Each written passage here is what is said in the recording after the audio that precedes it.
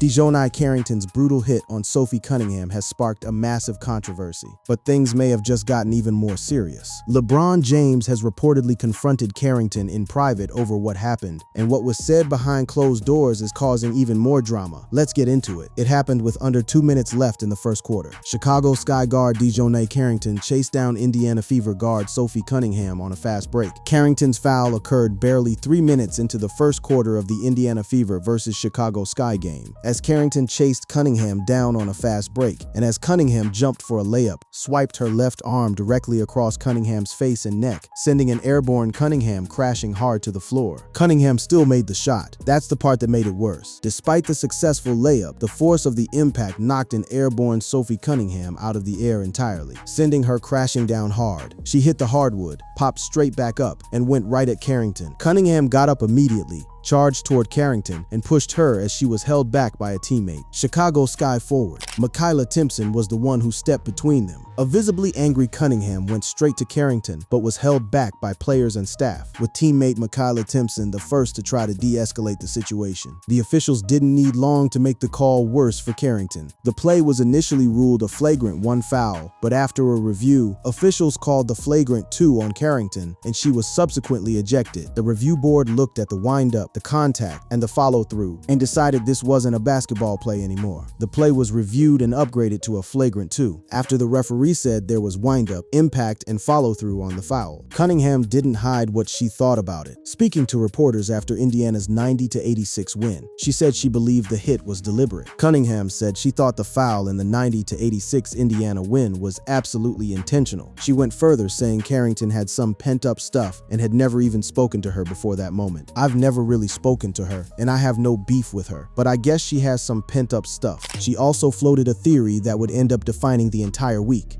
that Carrington wanted the spotlight. "I'm not going to let anyone just do that to me.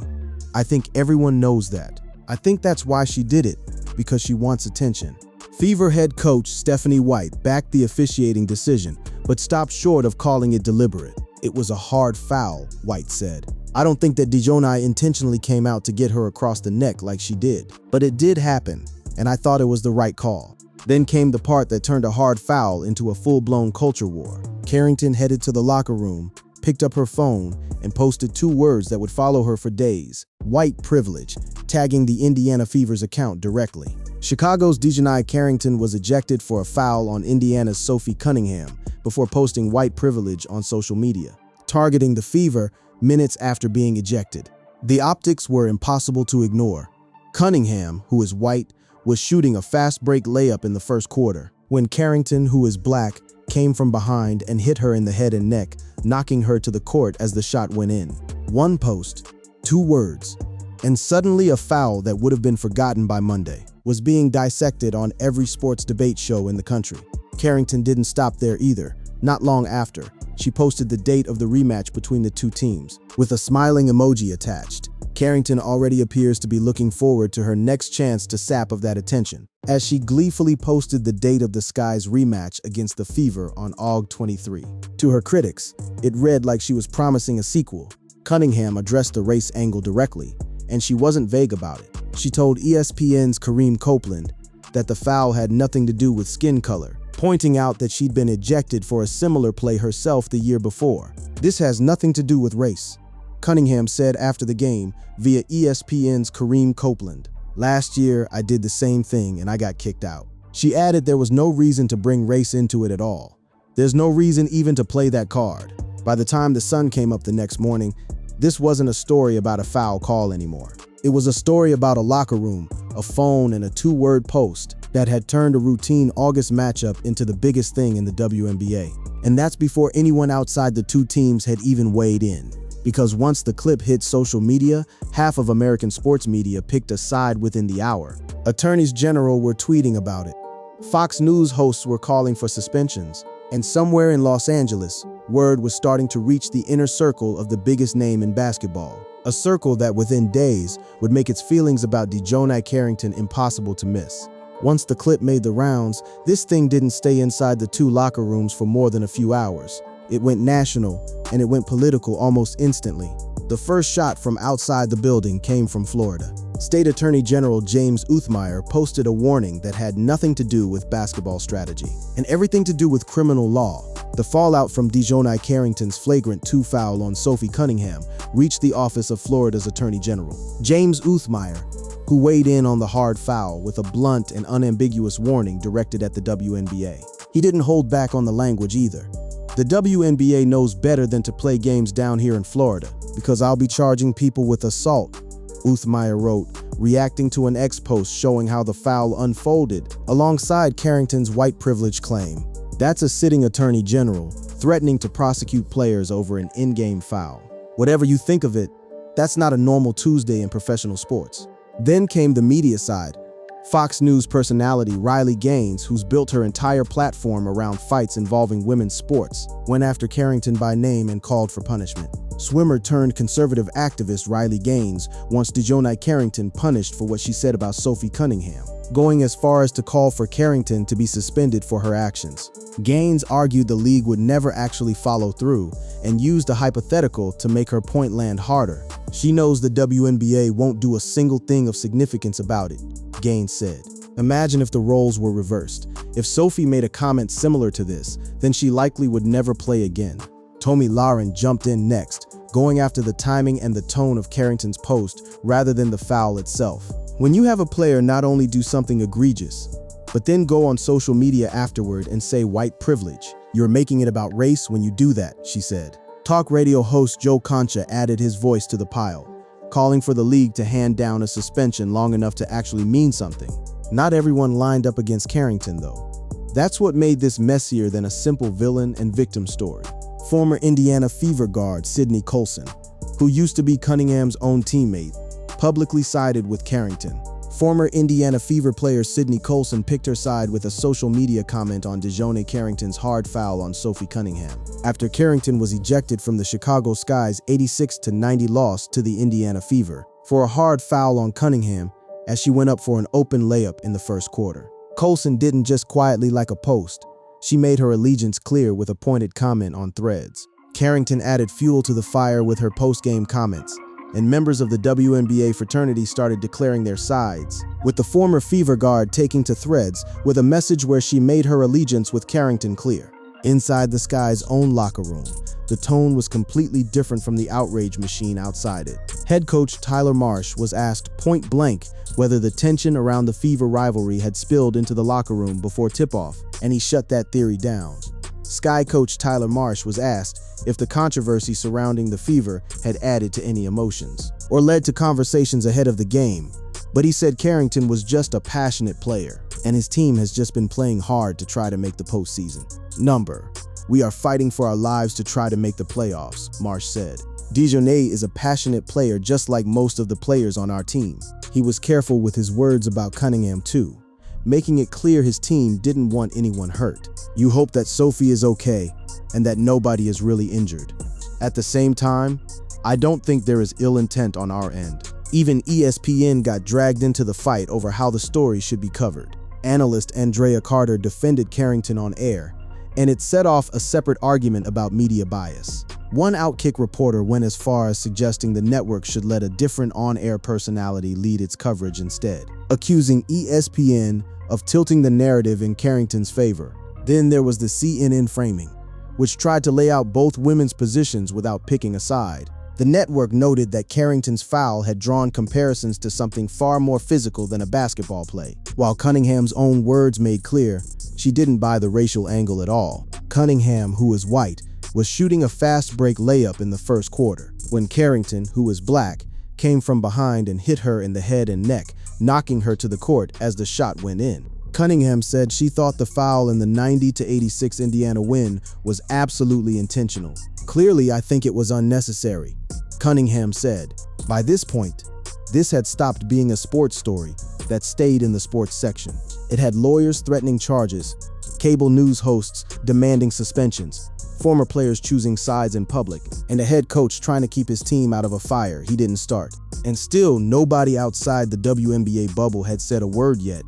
Not the biggest name in basketball, not his camp, Nothing. That silence didn't last, because while all of this was playing out across Threads, X, and cable news, a very familiar name from the NBA side of the internet was watching closely. And when he finally spoke, it wasn't in a press conference. It came from somewhere much closer to home. Here's where the story stops being just a WNBA controversy and starts pulling in the biggest name in basketball. DiJonai Carrington has referenced LeBron James before, and not casually. Back in 2024, when fans went after her for a social media post about Caitlin Clark, Carrington fired back with a line that deliberately echoed James' most famous media standoff. "Unfortunately for y'all new fans, we do not just shut up and dribble here," Carrington wrote on the platform X. That phrase wasn't random. The phrase "shut up and dribble" became infamous in 2018 when Fox News host Laura Ingraham controversially used it on her show The Ingraham Angle toward James, who had criticized then-President Donald Trump. James' response at the time became one of the most quoted moments of his career, when he made clear he had no intention of staying silent. "We will definitely not shut up and dribble," James said at the time.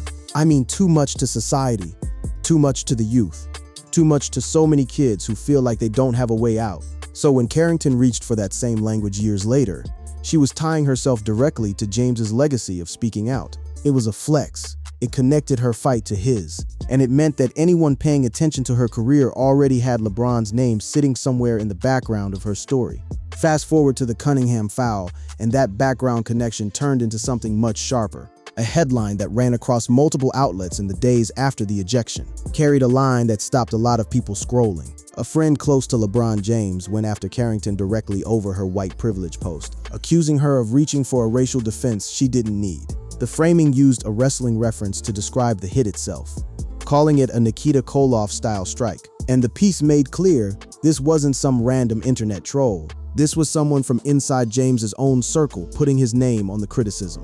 That detail changed the entire shape of the story. Up until that point, the loudest voices going after Carrington had been conservative media figures and a state attorney general, people you'd expect to jump on a story like this. But now someone tied to LeBron James, a player who has spent almost a decade being one of the most outspoken athletes in the country on exactly these kinds of racial and social issues, was breaking from that expected script. That matters because of who James is in these conversations. He's the same player who stood his ground against Laura Ingraham. He's the same player who's used his platform to talk about police violence, about voting rights, about racial inequity in ways that made him a target for years. If anyone had the credibility to defend a black athlete accusing a league of racial bias, it would be someone in his orbit. Instead, someone from that exact circle went the other way and said Carrington's post didn't hold up. That's the part that made the internet stop and take notice. It wasn't just another Fox commentator saying the predictable thing. It was a voice from inside James's own inner circle, breaking away from what people expected and calling Carrington's move exactly what critics had already been saying, an attempt to reach for race when the tape showed a foul that had nothing to do with it. Meanwhile, Carrington's own history with the James family kept surfacing in unrelated corners of the internet, almost like the universe kept looping her back to him. Just months earlier, she'd posted a photo of James on her Instagram during a completely different story, the moment she sparked dating rumors with fellow WNBA guard Jackie Young. The Lynx guard kept the buzz going after she shared a LeBron James reference on her Instagram, sharing a photograph of James and writing a message on top that has become synonymous with memes made using the NBA legend's likeness. "Smiling through it all, can't believe this my life," Carrington wrote. It was lighthearted at the time. In hindsight, it reads like foreshadowing. James's image kept attaching itself to Carrington's biggest headlines, whether she meant it to or not. And James's own household was dealing with its own separate media storm during this exact same stretch, when his wife Savannah made headlines over a dispute involving a luxury retailer. It had nothing to do with the WNBA, nothing to do with Carrington, but it meant the James name was already trending in sports media for unrelated reasons, which only made the LeBron's friend Rips Carrington headline spread even faster. People were already watching that name, so by the middle of that week, you had two separate threads pulling tight around each other. On one side, Carrington's post had every corner of conservative sports media calling for discipline. On the other, someone from inside LeBron James's own circle, the same circle historically associated with defending athletes who speak on race, had just told her in effect that she picked the wrong moment to play that card. And that's when the story stopped being about a foul entirely. Because once James's name got attached to the criticism of Carrington, questions started swirling about whether the confrontation went beyond a public statement, whether James himself had reached out, whether there'd been a conversation nobody was meant to see. The public argument was loud, but the private one is what everybody wanted to know about. Public statements are easy to track. Private conversations are not. And that's exactly where this story got harder to pin down and more interesting. Start with what we know happened in plain sight, because it sets up everything that came after. Right after the final buzzer, Cunningham didn't just walk to the locker room quietly. Cunningham was obviously upset with Carrington, who was given a flagrant 2 and ejected and had to be restrained. There were reports of a heated back and forth between the two players once things cooled down, with sources describing an alleged fiery exchange between them after Cunningham hit the floor. Whatever was said in that moment, it didn't stay contained to the court. It followed both players into the tunnel, into the locker rooms, and eventually into every press conference that followed. Cunningham's sister also got involved publicly, firing back at Carrington directly over the ejection. And the post that followed it, that's a level of personal investment you don't usually see spill into public view. Family members responding directly to an opposing player's social media. It tells you how far this had traveled beyond basketball. Now bring James' circle back into that picture. Once the friend Rip's Carrington story broke, speculation started building about what happened after the cameras stopped rolling. Multiple outlets ran versions of the same idea, that word had reached James directly, that his circle wasn't just reacting to a headline. They were reacting to something closer, something personal. The wrestling comparison used to describe the foul wasn't just a colorful headline choice. It was meant to frame the hit as something far more violent than basketball. Something that demanded a response from people who don't usually weigh in on WNBA officiating at all. And when someone that close to James goes out of their way to call out one specific player by name over one specific post, that's not a casual reaction. That's someone protecting a name, a brand, a set of values James has spent his career building around speaking up on race and making sure nobody could accuse that circle of staying silent when a claim like white privilege didn't hold up to scrutiny.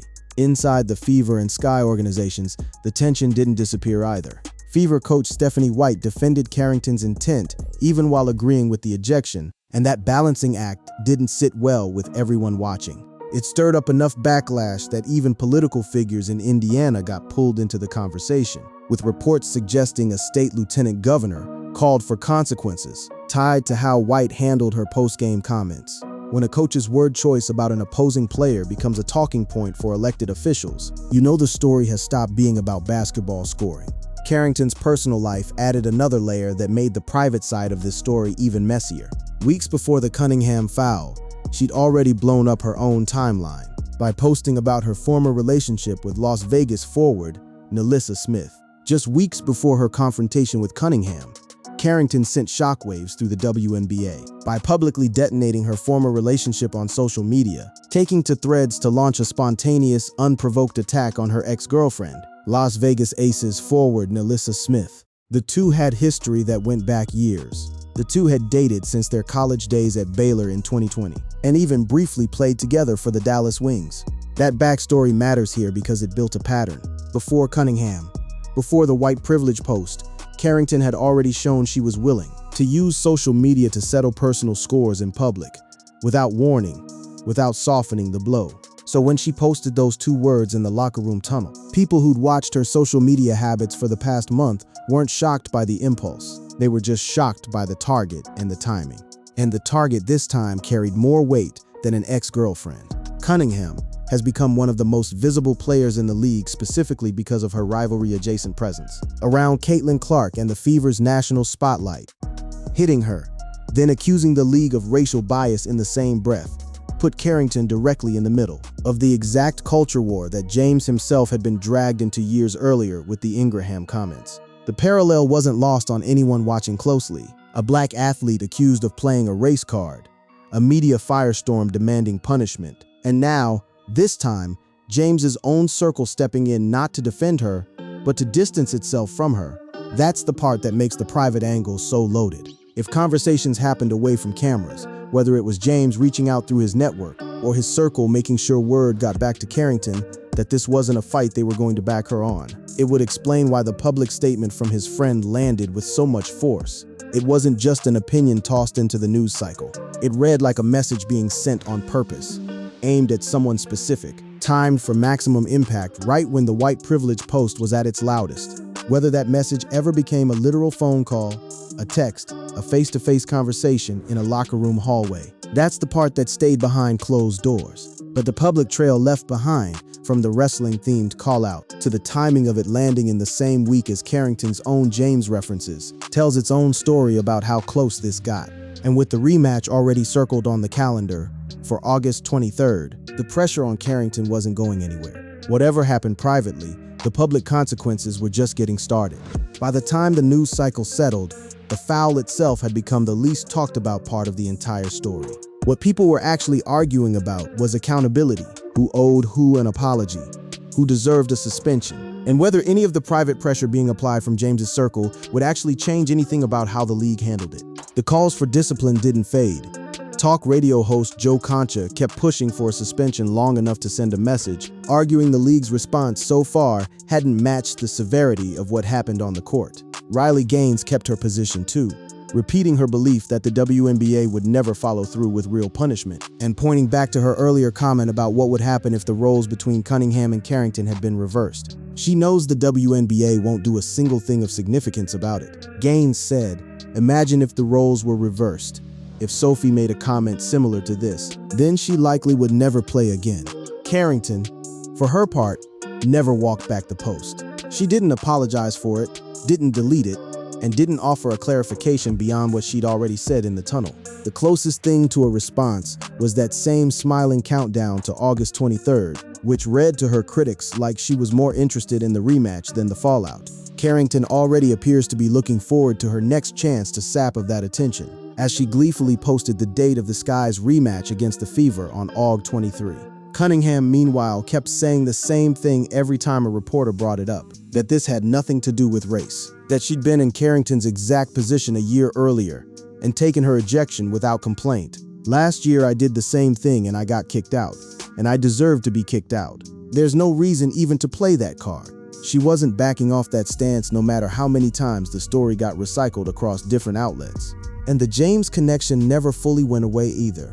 Every fresh piece of coverage about the Carrington controversy that ran that week seemed to link back to the same headline about a friend inside his circle calling out her post, sitting right alongside stories about Savannah James and completely unrelated basketball news. It became one of those stories that kept resurfacing in the same media cycle no matter what else was happening around it. A name that kept anchoring itself to Carrington's biggest headline of the year. What never got resolved, and probably never will get resolved in the way people want, is exactly what passed between James's world and Carrington directly. Public statements from someone in his circle are documented. The reactions from Cunningham, from Gaines, from Laren, from Florida's Attorney General, all of that is on the record. But the version of this story that happens in a hallway, on a phone call, in a message that never gets screenshotted, that part stays where it started, private.